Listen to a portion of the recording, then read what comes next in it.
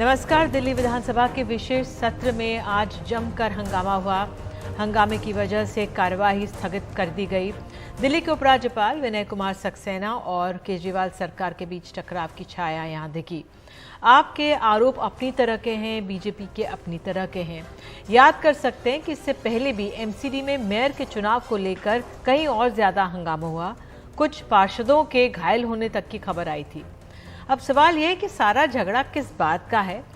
आपके कई इल्जाम हैं। एमसीडी चुनाव में हारी बीजेपी अब मेयर के चुनाव में गड़बड़ी कर रही है, ये कहना है आम आदमी पार्टी का। चुनाव के लिए पीठासीन अधिकारी का नाम एलजी ने अपनी तरफ से दिया। आम आदमी पार्टी सरकार का दिया नाम खारिज कर दिया। इसके अलावा अपने मन से 11 मनोनीत पार्षद बना दिए जो एल्डर कहलाते हैं। केजरीवाल ने ये आरोप भी लगाया कि एलजी ने सारे भुगतान रोक दिए हैं। ना मोहल्ला क्लिनिक्स का भुगतान हो रहा है, ना डीटीसी का। एलजी के इशारे पर अफसर काम कर रहे हैं। हाल ही में आम आदमी पार्टी को करोड़ों का विज्ञापन का बिल भी पकड़ा दिया गया, जबकि एलजी केजरीवाल पर गलत बयानी का आरोप लगा रहे हैं और केजरीवाल का इल्जाम है कि एलजी ने फिर मिलने से मना कर दिया है।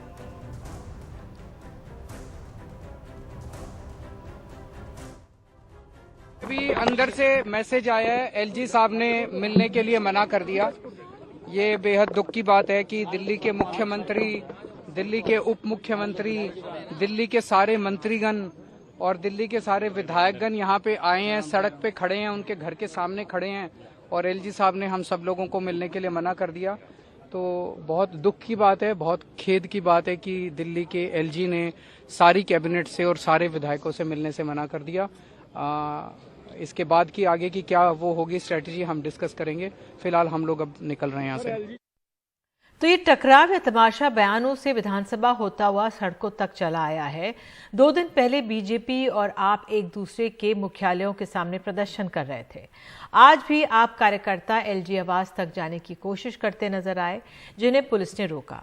इन सबके बीच आरोप प्रत्यारोप का सिलसिला जारी है। आइए सुनते हैं आम आदमी पार्टी और बीजेपी के नेताओं का क्या कहना रहा। जो भी मामले उनके पास दिल्ली की चुनी हुई सरकार द्वारा भेजे जाएंगे, वो उसमें ना तो कर ही नहीं सकते, या तो वो हाँ कर सकते हैं या वो उसको राष्ट्रपति महोदय को भेज सकते हैं। उनको ना करने का अधिकार ही नहीं है। ये संविधान में भी लिखा था। ये लोग संविधान नहीं मानते, तो हम लोगों को कोर्ट जाना पड़ा और संवैधानिक पीठ ने यह फैसला दिया। अब पिछले कई महीनों से हम देख रहे हैं, जो नए उपराज्यपाल महोदय आए हैं, वो हर फाइल के अंदर कुछ ना कुछ जो है लिख के फाइल को वापस भेज देते हैं। अध्यक्ष महोदय, उनके पास ये अधिकार नहीं है।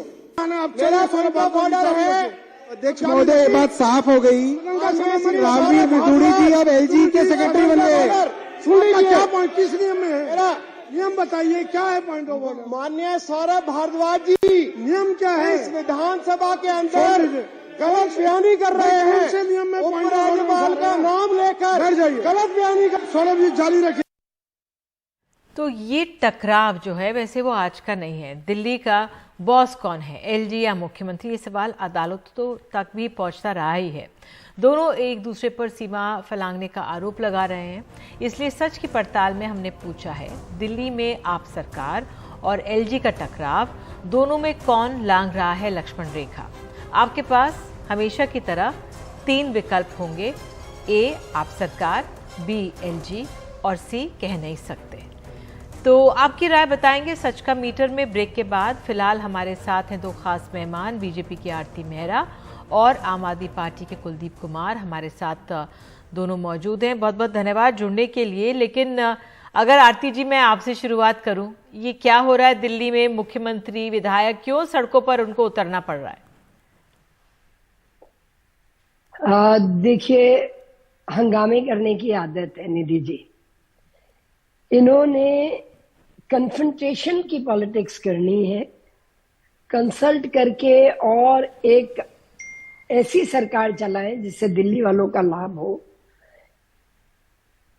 आज ये झगड़ा शुरू हुआ मेयर के झगड़े से। खास तौर पे मेयर के जो चुनाव थे और 11-10 लोगों की एल्डरमैन की नियुक्ति का सवाल था। ये नॉमिनेट एलजी करते हैं और आपने भी पहले किया है, 30 नॉमिनेट किए हैं आपने अपने विधानसभा से 14 विधायकों को नॉमिनेट किया है, उसमें आपने कोई भी भारतीय जनता पार्टी का नॉमिनेट नहीं किया है।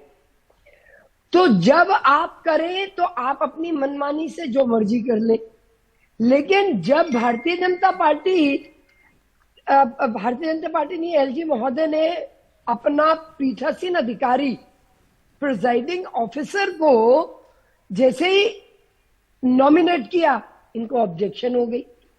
अब मेरे समय पे भी निधि जी, मेरे भारतीय जनता पार्टी के भी सीनियर लोग थे, मैं एक का नाम ले देती हूँ, सुभाषाचार्य जी थे, लेकिन मेरे को प्रिजाइड ओवर पीठासीन अधिकारी, मुझे जब मैं महापौर थी, मुझे शपथ दिलवाई थी कांग्रेस के जय किशन शर्मा ने, जो तब उनके पूरी पार्टी के लीडर होते थे। लेकिन ये लोग किसी नॉर्म्स को नहीं मानते, किसी परंपरा को नहीं मानते, किसी तरीकों को नहीं मानते। आज अगर 10 नॉमिनेट करने के लिए जो नॉमिनेट किए गए, उनको जब शपथ दिलाने की बात आई तो इन्होंने जिस प्रकार से हंगामा किया, जिस तरह से गलत किया, जिस तरह से ये पूरे स्टेज पे चले गए, माइक को तोड़ दिया और जो गंदगी करी, तो ये अराजक है। ठीक है आलोक जी, कुलदीप जी, मैं आपसे आप जिस तरह से जवाब देना चाहेंगे। आरती जी कह रही हैं आप लोगों को तो झगड़े की आदत है, आपने खुद अपने नॉमिनेट किए थे, तो क्या जवाब में कहेंगे आप? देखिए, पहली बात तो मैं अगर नगर निगम की बात करूं तो नगर निगम में भी आरती जी ने कहा कि हमने 14 विधायक नॉमिनेट किए। आरती जी डाटा उठा के देख ले, उनकी लिस्ट उठा के देख ले, उसमें एक भारतीय जनता पार्टी का विधायक भी है, अनिल वाजपेयी जी, जो गांधीनगर से विधायक है। आम आदमी पार्टी ने उनको नॉमिनेट किया है, क्योंकि रेशो के हिसाब से नॉमिनेट होता है। आम आदमी पार्टी के पास बहुत ज्यादा नंबर है विधानसभा के अंदर, सबसे बड़े मैंडेट जीत के देश के अंदर आम आदमी पार्टी आई है। 70 में से 62 सीटें आम आदमी पार्टी को मिली, उससे पहले 67 सीटें मिली थी, तो नंबर नहीं थे इसलिए एक ही उसको भेजा। लेकिन आज से पहले कभी ऐसा नहीं हुआ कि नॉमिनेट काउंसलर्स को किसी चुनी हुई सरकार ने न भेज के लेफ्टिनेंट गवर्नर ने भेजा हो, ऐसा कभी नहीं हुआ। एक विषय तो ये हुआ, लेकिन निधि जी आज सबसे बड़ी बात यह है कि देश के सबसे ज्यादा लोकप्रिय मुख्यमंत्री, सबसे ज्यादा मैंडेट से जीतने वाली आम आदमी पार्टी, उसके मुखिया, उसके मुख्यमंत्री, उसके विधायक, उनकी कैबिनेट आज पूरी दिल्ली के उपराज्यपाल से मिलने गई और उपराज्यपाल ने मिलने से मना कर दिया। 2 करोड़ लोगों का अपमान करने का काम किया। आज मुख्य जो यहां पर लेफ्टिनेंट गवर्नर है, वो वायसराय बन के काम कर रहे हैं। आज वो कहते हैं मैं संविधान को नहीं मानता, वो खुलेआम कह रहे हैं मैं संविधान को नहीं मानता, वो खुलेआम कह रहे हैं मैं संविधान पीठ के डिसीजन को नहीं मानता, मैं सुप्रीम कोर्ट को नहीं मानता। वो सुप्रीम कोर्ट को नहीं मानेंगे, वो संविधान को नहीं मानेंगे, वो फिर ये लोकतंत्र किसके लिए है, फिर ये जनतंत्र किसके लिए है, चुनी हुई सरकार किसके लिए है? आपके राजनीतिक आरोप हो सकते हैं, लेकिन वो एलजी का ये भी कहना है ना कि आप लोग गलत बयानी कर रहे हैं। गलत बयानी कर रहे हैं, सही बयानी क्या है वो बता दे। उन्होंने टीचर्स की फाइल रोकी या नहीं रोकी वो बता दे। फिनलैंड जाने से टीचरों की फाइल रोकी गई, नॉमिनेट काउंसलर दिल्ली की सरकार को बाईपास करके बनाए गए, और उसके बाद जो पीठासीन अधिकारी था, भी आरती मेहरा जी ने कहा, जय किशन शर्मा को बनाया गया था, क्योंकि वो उस समय के सीनियर मोस्ट थे, और इस सदन के अंदर सबसे सीनियर मोस्ट हमारे जो थे। आरती जी ठीक है, उनको बनाना चाहिए। बोलने दीजिए कुलदीप को, फिर मैं आपके पास आ रही हूँ जी। ये निधि जी, ये बड़ा दुखद है इस देश की राजनीति के लिए भी, इस देश के लोकतंत्र के लिए भी। बाबा साहब के संविधान से देश चलेगा, किसी लेफ्टिनेंट गवर्नर या भारतीय जनता पार्टी के द्वारा ये देश नहीं चलेगा। जो संविधान के अंदर व्यवस्था की गई है उसको लेफ्टिनेंट गवर्नर को मानने के लिए बाध्य होना पड़ेगा, उनको मानना पड़ेगा। वो सुप्रीम कोर्ट से ऊपर नहीं है, ना वो संविधान पीठ से ऊपर है, ना वो भारतीय संविधान से। ठीक है कुलदीप, आपने अपनी बात रखी। आरती जी वो कह रहे हैं भाई आम आदमी पार्टी का आरोप है कि आप लोग फाइल रोक लेते हैं, डीटीसी का भुगतान नहीं हो पा रहा है, वेतन नहीं दिया जा रहा है, ये कितना। कुलदीप प्लीज, कुलदीप रुकिए, आप बोलने दीजिए, जवाब देने दीजिए आरती जी को। तो अगर आप फाइल रोक लेंगे, आप वो सैलरी नहीं दे पाएंगे, तो दिल्ली चलेगी कैसे? Government of NCT of Delhi amendment bill 2021, इनको कहिए दोबारा से ये पढ़ के आए, उसे देखें। अभी जब आप पूरा इंट्रोडक्शन दे रही थी सब्जेक्ट का, जिसमें सौरभ जी बोल रहे थे, उसमें वो तब की बात कर रहे थे जब वो कोर्ट गए। कोर्ट में भी इन्हें हर बार जाने की, लेकिन अब ये अमेंडमेंट बिल यहाँ पे बात है लेफ्टिनेंट गवर्नर की। लेफ्टिनेंट गवर्नर की जो पावर्स है वो गवर्नर से बहुत ज्यादा है। और ये अरविंद केजरीवाल जी जैसे व्यक्ति जो IRS रहे हैं, रेवेन्यू सर्विसेज में रहे हैं, बहुत अच्छी तरह से जानते हैं कि दिल्ली एक फुल स्टेटहुड नहीं है।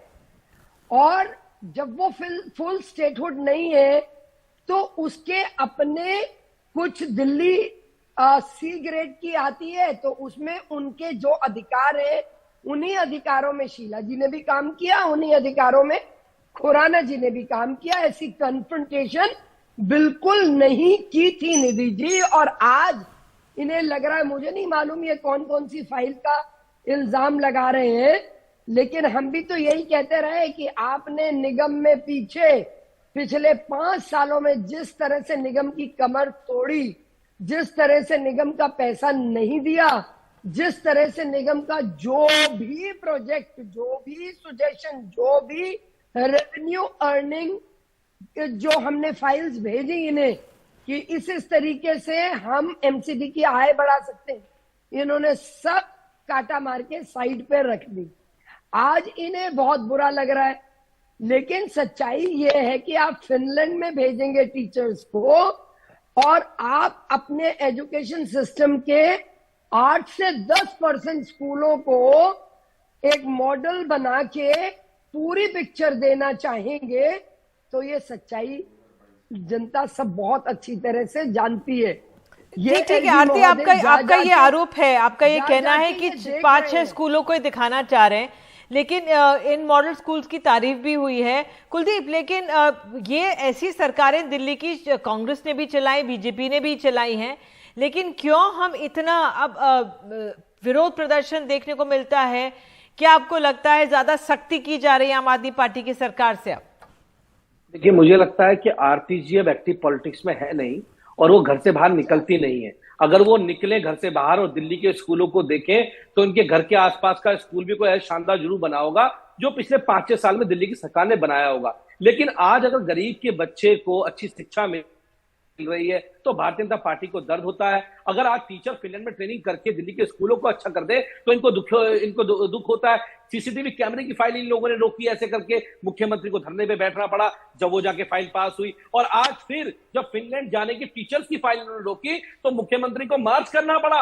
और लेफ्टिनेंट गवर्नर कितनी बड़ी ताकत हो गए देश के अंदर, दिल्ली के अंदर के चुने हुए मुख्यमंत्री तो नहीं मिलेंगे। दिल्ली के 2 करोड़ लोगों के मुख्यमंत्री जिन्हें चुन के दिल्ली के लोगों ने भेजा है, क्या ये दिल्ली के 2 करोड़ लोगों का अपमान नहीं है? ये उनका अपमान है। और अगर आज मिनिस्ट्री ऑफ काउंसलिंग का डिसीजन अगर लेफ्टिनेंट गवर्नर रोकते हैं तो ये संविधान का उल्लंघन है, मैं निश्चित रूप से कह रहा हूं। और इस सुप्रीम कोर्ट ने जो जजमेंट दी थी ये उस जजमेंट का उल्लंघन है। सुप्रीम कोर्ट ने जो अपने जजमेंट में कहा था ये उसका उल्लंघन है कि लेफ्टिनेंट गवर्नर किसी भी फाइल को नहीं रोक सकते हैं। लेफ्टिनेंट गवर्नर के पास कोई भी डिसीजन मेकर पावर नहीं है। कुलदीप, आपने अपनी बात रखी, लेकिन इस सबके बीच जो दिल्ली की जनता है उसके काम ही अटकते हैं। संक्षेप में आरती जी, समय समाप्त हो गया जी। एक सेकंड दिल्ली की जनता के कामों को कहना चाहूंगी।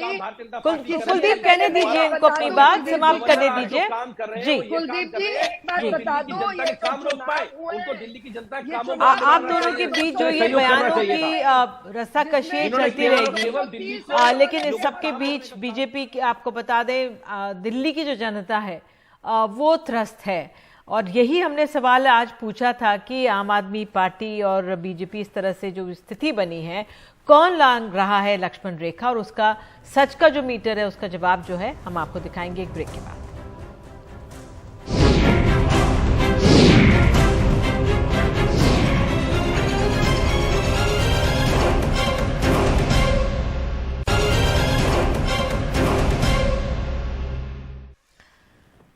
आज सच की पड़ताल में हमने सवाल पूछा, दिल्ली में आप सरकार और एलजी का टकराव, दोनों में कौन लांघ रहा है लक्ष्मण रेखा। हमारे पास जो जवाब आए हैं उनमें से 83% लोग मानते हैं कि एलजी लक्ष्मण रेखा लांघ रहे हैं। 12% लोगों की राय है कि आप सरकार ये काम कर रही है और 5% लोगों की कोई राय नहीं है। तो इसी के साथ फिलहाल इस कार्यक्रम में इतना ही। आगे देखिए कार्यक्रम खबरों की खबर संकेत उपाध्याय के साथ। नमस्कार।